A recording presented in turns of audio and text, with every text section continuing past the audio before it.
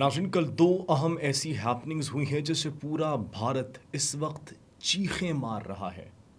भारत में इस वक्त सफ़े मातम बिछ चुकी है।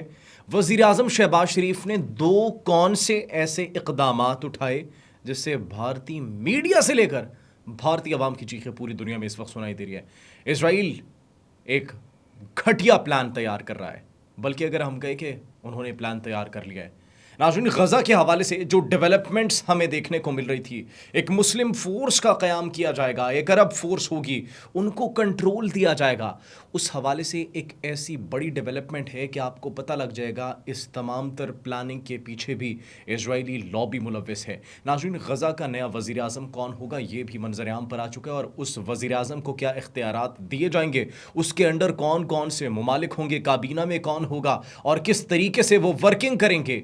नाज़रीन, कुछ ऐसी प्लानिंग्स, कुछ ऐसे दस्तावेज़ात मंजर-ए-आम पर आई है जिसके बारे में आप सबका जानना बहुत ज़रूरी है। इससे मुतालिक भी आपको बताएंगे नाज़रीन। और पाकिस्तान के वफ्द में एक इजरायली जासूस था जिससे मुतालिक अभी सोशल मीडिया पर सवाल किया जा रहा है कि आखिर ये हमारे वफ्द में क्या कर रहा था, और वज़ीर दिफा की जानिब से कहा गया कि मुझे तो इस बात का इल्म ही नहीं है कि मेरे पीछे कौन बैठा था। नाज़रीन, वो इजरायली जासूस कौन था, क्या बयान उसकी तरफ से दिया गया, और पाकिस्तान के वफ्द में अगर किसी को पता ही नहीं है, यूनाइटेड नेशन जनरल असम्बली का एक अहम इजलास हो रहा है और वो पाकिस्तान के मिनिस्टर्स के साथ, वज़ीर आज़म के साथ मौजूद है, तो नाज़रीन एक बहुत बड़ा सवालिया निशान है। जब आपको इल्म नहीं है, नाम नहीं दिया, उसके बावजूद वो आपके साथ बैठा हुआ है, उसका क्या मकसद था, उसके पीछे कौन से अज़ाइम थे और किसके कहने पर वो वहाँ पर मौजूद था या मौजूद थी, इस पर भी आज हम बात करेंगे। आप सब पर सलामती हो, मुझे जवाद यूसुफ कहते हैं। नाज़रीन, सबसे पहले बात करते हैं वज़ीर आज़म शहबाज शरीफ की, जिन्होंने अक़वाम मुत्तहिदा की जनरल असम्बली में इजलास से ख़िताब किया, और इजलास से ख़िताब इट वाज़ गुड। उन्होंने तफसीली बड़े अहम पॉइंट्स पर बातचीत की, और नाज़रीन ख़िताब के अंदर एक अहम हैपनिंग हुई, और उससे पहले भी एक बड़ी अहम हैपनिंग हुई जिसके बारे में हमने आपको बताया कि भारत में चीखों पुकार इस वक्त जो है वो पूरी दुनिया को उनकी सुनाई दे रही है। नाज़रीन, सबसे पहले तो जो कश्मीर का मसला है उस पर बातचीत की गई। बलूचिस्तान के अंदर जो फितना अल खवारिज, फितना अल हिंदुस्तान एक्टिव हैं और भारत के उसके साथ जो लिंक्स हैं उस पर बातचीत की गई। कश्मीर के तनाज़े पर बातचीत की, गज़ा पर बातचीत की गई। नाज़रीन, साथ ही साथ अब उन्होंने भारत की उन धमकियों का जवाब दिया जो कि भारत दे रहे थे, हम पानी बंद कर देंगे, हम ये कर देंगे, वो कर देंगे। पूरी दुनिया के सामने, पूरी दुनिया के सरबराहान की जानिब से जब देखा गया, शहबाज शरीफ खिताब कर रहे हैं। शहबाज शरीफ ने कहा कि अगर पानी को रोका गया, अगर हमारे पानी को रोकने की कोशिश की, तो ये ऐलान जंग होगा हमारी तरफ से। और नाज़रीन, हमने पहले उन्हें कहा था अगर आपने पानी रोकने की कोशिश की तो पानी हमारी लाइफ लाइन है, फिर ये ना हो कि आप उन 3 दरियाओं से भी महरूम हो जाएं जो कि water treaty, Indus water treaty के तहत आपको दिए गए हैं। तो नाज़रीन, ये वज़ीर आज़म शहबाज शरीफ ने खुलकर भारत को धमकी दी कि आप रोक कर दिखाओ पानी, जिसके बाद नाज़रीन पूरा भारतीय मीडिया इस वक्त चीखों पुकार में मसरूफ़ है। नाज़रीन, साथ ही साथ जब जनरल असम्बली के इजलास के ख़िताब के लिए रवाना जा रहे थे, तो एक खातून रिपोर्टर थी भारत की जिन्होंने वज़ीर आज़म को रोकने की कोशिश की, और क्या सवाल किया, उन्होंने सवाल किया कि क्रॉस बॉर्डर टेररिज्म को कब ख़त्म करेंगे आप लोग, क्रॉस बॉर्डर टेररिज्म को कब ख़त्म करेंगे आप लोग। वज़ीर आज़म शहबाज शरीफ ने एक मरतबा इग्नोर किया, दूसरी मरतबा इग्नोर किया, तीसरी मरतबा इग्नोर नहीं कर सके। वो जा रहे थे, रुके, खातून सहाफ़ी को देखा, मुड़े और कहा कि हमने शिकस्त नहीं दी उसे कुछ अरसा पहले। भारत को इस जवाब ने भी एक ऐसा तकलीफ दे रद्द अमल दिया है और एक ऐसा ज़ोरदार तमांचा, जनाटेदार थप्पड़ रसीद हुआ है कि वो जिस क्रॉस बॉर्डर टेररिज्म की बात कर रहे थे, मई के अंदर देखा भारत ने कि क्रॉस बॉर्डर टेररिज्म को हमने कैसे शिकस्त दी।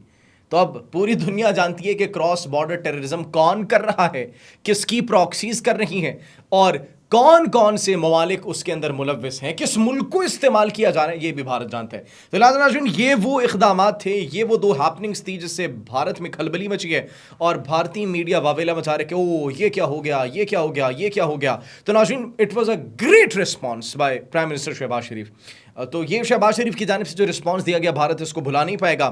ایک یہ کہ پانی ہماری لائف لائن, اور دوسرا جو کراس بارڈر ٹیررزم کی بات کر رہے تھے ہم نے اس کو شکست دی, اور پوری دنیا اس بات کی ضامن ہے, پوری دنیا اس بات کی گواہ. ناشرین بڑی خبر ایک یہ بھی ہے کہ نیتن یاہو جب خطاب کرنے کے لیے آئے, جب بات چیت کرنے کے لیے آئے, تو آڈینس میں کوئی موجود نہیں تھا, صرف چند ایک موجود تھے.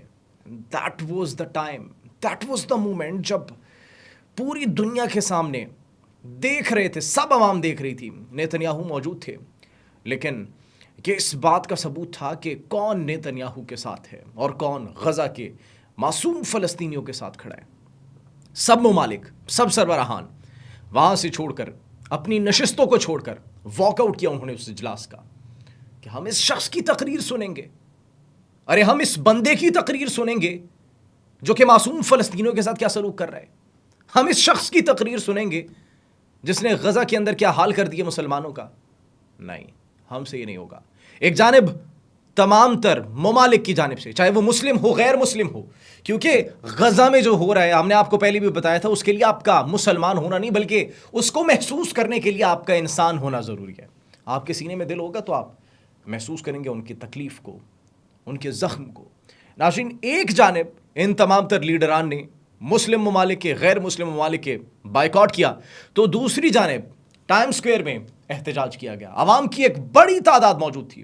اور ناظرین یہ سوال کیا گیا تھا کہ جس کے وارنٹ گرفتاری کے انٹرنیشنل کرمنل کورٹ نے جاری کیے ہیں, آپ اس کو کیسے آپ پر بولنے دے رہے ہو؟ آپ کو تو اسے گرفتار کرنا چاہیے. اور پھر وہ زہران ممدانی کی بات آتا ہی کہ یہ نیو یارک میں اگر میں میئر ہوا, میرے میئر ہوتے ہوئے یہ داخل ہوا, تو اس کو تو گرفتار کر دیا جائے گا, کیونکہ ایک بین الاقوامی مجرم کو میں نیو یارک کی سرزمین پر قدم رکھنے نہیں دے سکتا. تو ناظرین عوام کی جانب سے بھی فلسطینیوں سے اظہار یکجہتی کیا گیا, اور دوسری جانب لیڈران کی جانب سے بھی اظہار یکجہتی کیا گیا. لیکن ناظرین اس سے بڑی خبر ایک یہ ہے کہ ہم نے آپ کو بتایا کہ غزہ کے وزیر اعظم کا فیصلہ کر لیا گیا ہے, اور ان کی کابینہ کے اندر کون لوگ موجود ہوں گے, اور یہ فیصلہ کس کی جانب سے کیا گیا, اور یہ گھناؤنا منصوبہ آخر تیار جو کیا گیا ہے اس کے پیچھے مفادات کس کے ہیں.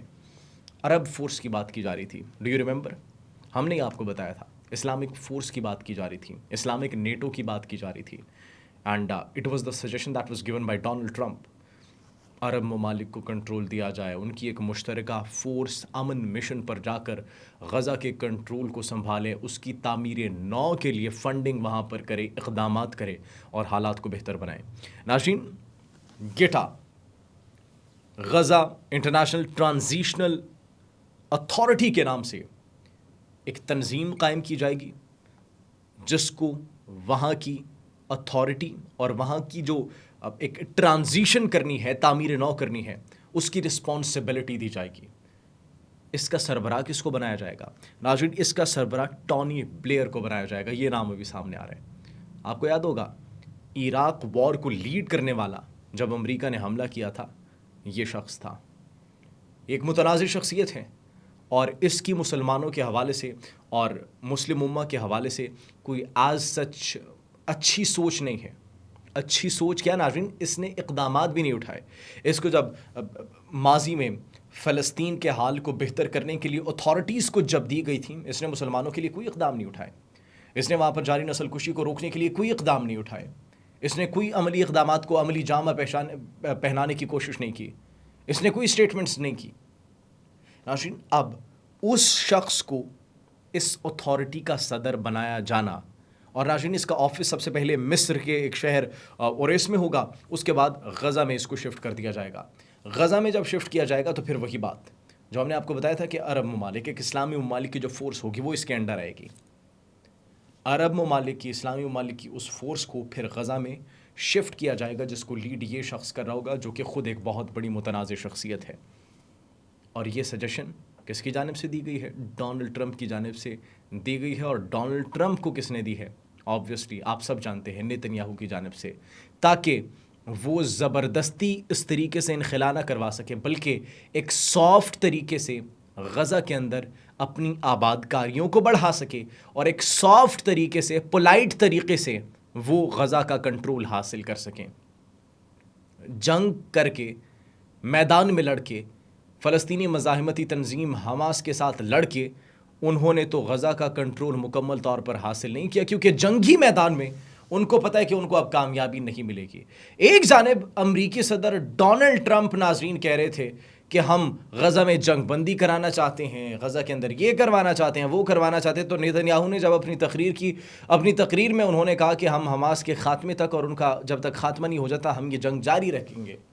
تو ناظرین یہ اب صورتحال جو ہے وہ دونوں سٹیٹمنٹس جو چورن ایک بیچنے کی کوشش کی جا رہی تھی, جو منجن بیچنے کی کوشش کی جا رہی تھی, وہ اب کھل کر سامنے آ چکی ہے. وہ جو پلاننگ تھی اب اس گیٹا کے تھرو امپلیمنٹیشن کرنے کے لیے یہ تیار ہو چکے ہیں.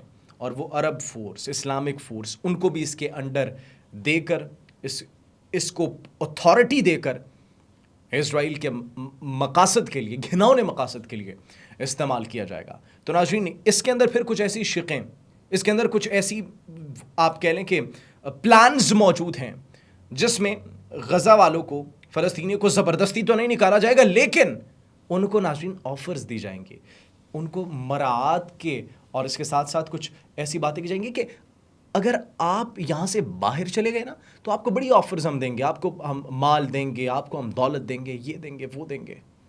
زبردستی نہیں نکالا جائے گا, لیکن ایک سافٹ طریقے سے, ایک منظم منصوبہ بندی کے تحت وہاں سے ان کا انخلا کیا جائے گا, کیونکہ یہ جانتے ہیں کہ جنگ کے میدان میں یہ لڑ نہیں سکتے. تو ناظرین یہ وہ پلاننگ ہے جو کہ منظر عام پر آ چکی ہے, اور یہ ایک بڑی خطرناک گھناؤنی پلاننگ ہے.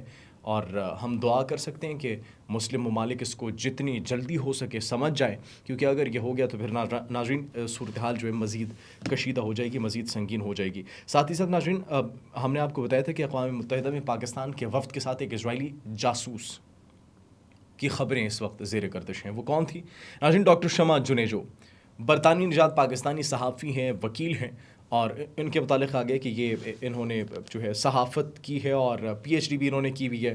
تو ناظرین یہ تنازع ایکچولی تب کھڑا ہوا جب سوشل میڈیا پر ان کے متعلق اسرائیل کے حق میں کچھ بیانات وائرل ہوئے, اور جب ان کے بیانات عوام تک پہنچے تو عوام نے سوال اٹھایا کہ یہ وزیر دفاع خواجہ آصف کے پیچھے کیا کر رہی ہے. جب سوشل میڈیا پر ایک طوفان برپا ہو گیا تو عوام کے سوال کے بعد ناظرین خواجہ آصف وزیر دفاع نے کہا کہ مجھے اس بات کا علم نہیں ہے کہ میرے پیچھے کون بیٹھا ہے. اس بات کا تعین سفارتی جو ہمارا جو منسٹری ہے, جو ہماری منسٹری ہے, وہ کرتی ہے کہ کس نے کس کے ساتھ بیٹھنا ہے, کہاں پر بیٹھنا ہے. تو انہوں نے یہ کہا کہ یہ فیصلہ دفتر خارجہ ہی بتا سکتا ہے کہ یہ کون ہے, ان کو کیوں شامل کیا گیا اور ان کی سیٹ یہ کیوں رکھی گئی. انہوں نے کہا یہ دفتر خارجہ جو ہے وہ ڈیسائیڈ کرے گا, کیونکہ ان کی جانب سے ساری یہ جو ہے انسٹرکشنز دی جاتی ہیں. دفتر خارجہ کی جانب جب عوام نے سوال اٹھایا تو انہوں نے بھی اس سے لا تعلقی کا اظہار کر دیا. اب ڈاکٹر شمع جنیجو کی جانب سے بیان جاری کیا گیا اور انہوں نے کہا کہ وہ تو وزیر اعظم شہباز شریف کی تقریریں بھی لکھتی رہی ہیں خفیہ طور پر, اور ان کو جو ہے اس وفد میں شامل کیا گیا تھا, وہ وزیر اعظم شہباز شریف کے ساتھ ٹریول کر کے آئی ہیں. ناظرین دیٹس اے ہیوج کویسچن کہ ایک وہ شخصیت, متنازع شخصیت جو کہ اسرائیل کے حق میں ماضی میں بیان دے رہی ہے, وزیر دفاع کو اس کا نہیں پتہ, آپ کی دفتر خارجہ کو اس کا نہیں پتہ, کس کو پتہ ہے؟ کون جواب دے گا اس کا؟ ابھی تک جواب کا انتظار کریں. ناظرین آپ اس بارے میں کیا سوچتے ہیں؟ کمنٹ سیکشن میں اپنی قیمتی رائے سے ضرور آگاہ کیجیے گا. اپنا بہت خیال رکھیے. اللہ نگہبان.